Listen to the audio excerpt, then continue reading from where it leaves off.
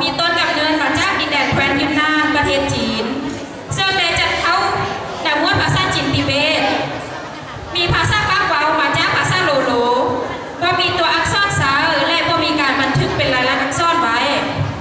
แต่ทั้งอย่างนั้นก็ดีพอเขายังมีคำสุภาษิตขนบธรรมเนียมประเพณีและเสียงดนตรีที่เป็นเอกลักษณ์สามารถบ่งบอกถึงเผ่าพันธุ์ได้อย่างชัดเจน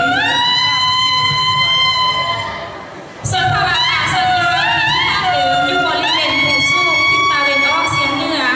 และทิศตะวันตกเฉียงใต้ของประเทศจีนนอกนี้ยังกระจายอยู่หลายประเทศในทั่วโลกโดยเฉพาะสปป.ลาวส่วนเผ่าอาคาส่วนหลายเป็นตาที่ตั้งภูลำเนาอยู่ทางภาคเหนือเช่นแคว้นพงศลีร่วมนำทางอุดมไซและโพแก้วเจ้าเราในร้านครบเผื่อก็สามารถครบเผื่อที่เขาจะดูแบบได้ครบเผื่อคนเศร้ามีความอิสระในการเลี้ยงลูกของในห้องมีปีทุกการของชีวิตแต่กำหนดให้มีความจำเพณีเช่นประเพณีรู้ศึกษาซึ่งจะได้จะขึ้นทุกปีประมาณสายเดือน15 เดือนกันยาซึ่งตรงกับช่วงที่ผลผลิตในช่วงนี้ช่วงนั้นกำลังงอกงามและพร้อมที่จะเก็บเกี่ยวในอีกบ่ทะเลอาขาชื่อว่าประเพณีนี้แม้พิธีกรรมที่มีคุณค่ามหาศาล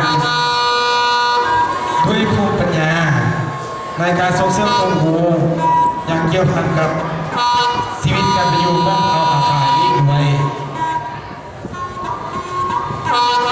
ประเพณีโลกศึกษาได้แบ่งออกเป็น4มือคือ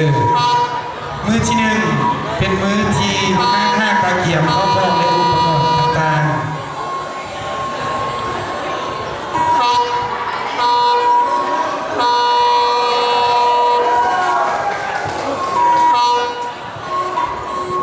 มือที่2เป็นมือที่ทุกคนจะมารวมตัวอยู่ที่วัดของผู้นำศาสนาเพื่อสร้างโลกศึกษา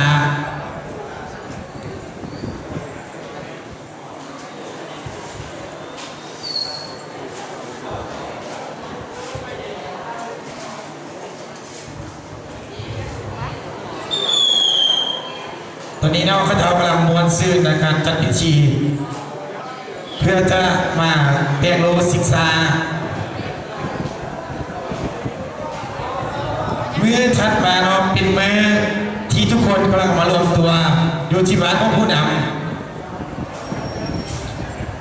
ำเพื่อสร้างโลกศึกษา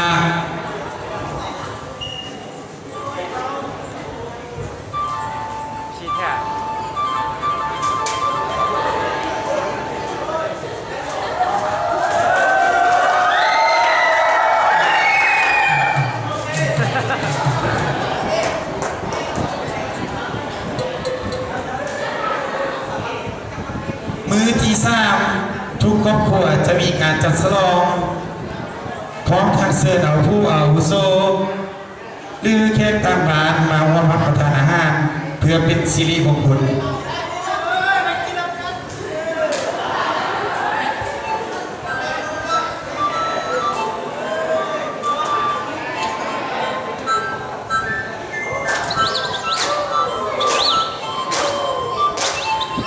ในการตอนที่สโลเราก็มีการวันซื่อซึ่งเป็นการทำทุกอันซื่อพร้อมเพลงของเราทำเพลงด้วยดนตรีที่ออนไซด์และมือที่4เป็นมือสุดท้ายของพิธีกรรมทุกคนจะพากันมาที่รู้ศึกษาพวกเราศึกษาจะเป็นผู้ศึกษา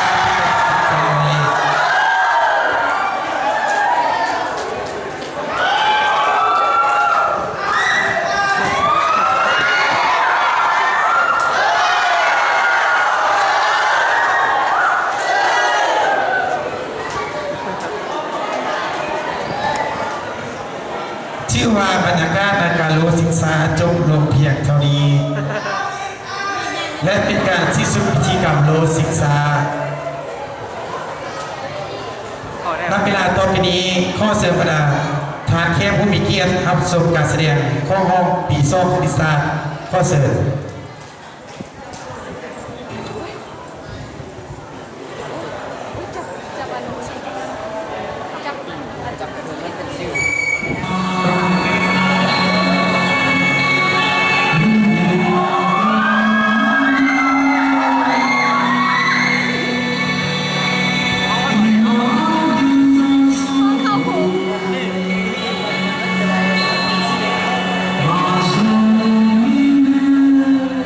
เชื่อที่นะเพื่อนผู้ชายเนาะ